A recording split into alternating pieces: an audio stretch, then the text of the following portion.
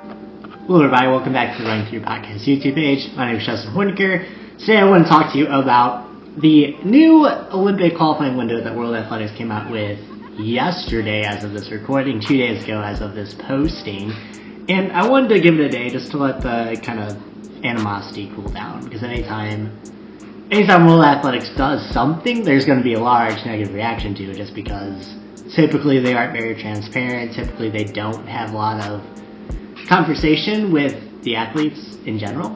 So that's kind of what this kind of brings to a head, in that the World Athletics announced the new opening window won't start until December 1st, meaning that any competition run before that December 1st date doesn't count towards the Olympic A standard, doesn't count towards Olympic qualification.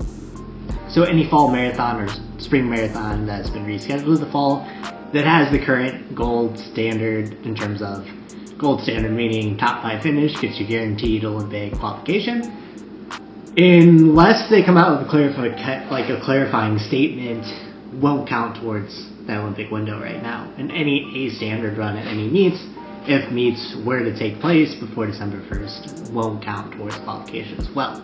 So I want to kind of go over some pros and cons, because I was able to kind of read through this a little bit, kind of as a neutral party, right? I don't have a large vested interest outside of that. I cover the sport. I'm not an athlete. I don't coach athletes who are going for that Olympic qualification, as much as I have a lot of friends who are in both those roles. It gives me maybe a little bit of a kind of 1 degree of separation away from it, to not feel as emotionally responsive to it. One thing that I will say, the LA Times just put out an article saying that we'd be lucky to see, this come from insiders, that we'd be lucky to see sports return before Thanksgiving. So it might even be that this December 1st deadline that appears controversial now, in hindsight won't be controversial, because we won't even have meets this fall to begin with. What's going to happen with the Diamond League? What's going to happen with USA Championships? These are things that are still up in the air. Olympics rescheduled to 2021. World Championships of 2021 are now rescheduled to 2022. So it seems like everything after the end of this year is somewhat straightforward, assuming that things return back to normal. But assuming that things return back to normal is still kind of optimistic at this point. But some pros: it allows time for doping control to return to normal. So if it's pushed out to December 1st, it allows, in states and countries where the infrastructure isn't as great as it is here with USADA necessarily, that those practices can kind of return to normal testing. USADA is still testing here in the US, however, as states continue to clamp down on the stay-at-home orders, as traveling becomes a lot more difficult, anti-doping is going to be kind of suspended or really rolled back from what it is now. So assuming that we return to normal in terms of like traveling and being able to train before December, this at least gives time for anti-doping forces to kind of catch up with athletes and with kind of training around the world, instead of kind of the free-for-all that we might see now if things were to return a little bit sooner. It gives athletes a concrete date of when they can return to somewhat normal. I think that's important, just having something to shoot for, something to look forward, without having the rug constantly pulled from under you and mentally kind of defeating what that means. The window ensures the usual window length stays similar to what the usual qualification window is. So this kind of ensures that that December to late summer window is still similar to what it would be in past Olympic qualifying, not given that the postponement had happened. It allows for athletes who have already qualified to relax and start building towards 2021. So everyone that has already obtained the A standard or is already qualified by the trials, i.e. everyone who raced in Atlanta, keeps their A standard, keeps their qualification. It just means that you just have more time to relax.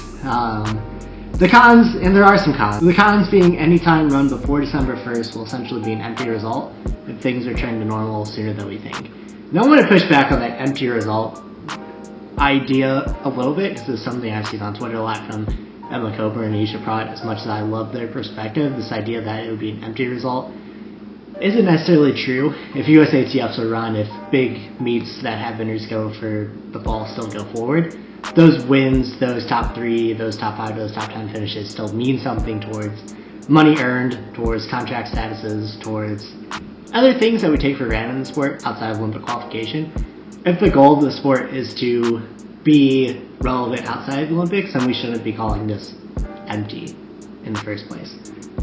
This could have contract implications if an athlete runs a day standard time but doesn't actually obtain the standard. This is something that will be a little bit iffy, that we probably need a little bit of clarification from sponsors or from the IOC themselves. If an A standard actually means an A standard, right? If you run the time but you don't actually obtain the A standard, does that mean the same from a contract standpoint? It'd be interesting to find out.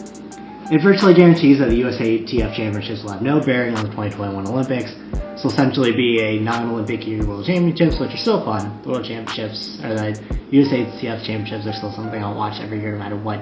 Something that brings me vast joy that I need to happen, but it won't have any impact on actual qualification. Fall marathons that have the gold standard won't count as gold standard races. This will change World Athletics makes a clarifying statement. That's something I talked about earlier in this video. The big con for me is that this decision did not consult athletes or coaches. Like I said, Emma Coper and Joe Bossar, the group, has been very outspoken about this. Joe said, "The decision has been made. I obviously disagree with it. The athletes I coach, training alone, who have been holding on to any hope or having something matter this year also disagree. I'll let them know their times don't matter and this had to be decided by April." I think there's a lot of emotion in that response.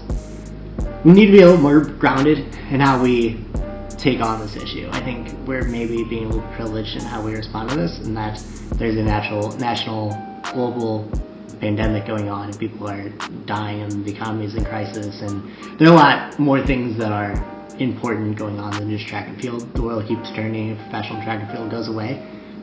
However, it's still a problem that they didn't consult athletes or coaches, and a decision that impacts athletes and coaches more than anything else. The new Olympic qualifying window isn't perfect, but I think expecting perfection during a global pandemic is setting your sights a little bit too high, not taking enough stock about what is actually going on. At the very least, the statement shows that World Athletics is currently working on a solution, or at least is hearing concerns from the community. I'm sure something going forward that will release a clarifying statement. I would almost guarantee it, especially since we don't really know what's going on with Diamond League yet. I'm sure something will be wrapped up in those discussions. And it's easy for me to say, as a bystander, as someone who doesn't have that emotional attachment to this perspective, to this decision, but there are larger issues at play right now, and things as a society that we need to be worrying about more than just what qualifying window for the Olympics World Athletics decides to institute. I didn't really get to talk with Tom Brumlich today on the podcast, which I'll link down below in the show notes, and you can expect a kind of more audio video coming out tomorrow. But just talking about how to mentally be ready for when that time does roll around, but understanding that you can't control this. This is something that's out of our hands, and we can only control our own controllables. So we need to be mentally ready for when competitions start again, but understanding that maybe this gives us time to work on some things that we had been neglecting, some time to just mentally reflect. And something I like that Tom brought up is start every day writing 3 things that you're grateful for, 3 things that you like about yourself, and really just make the most out of this situation.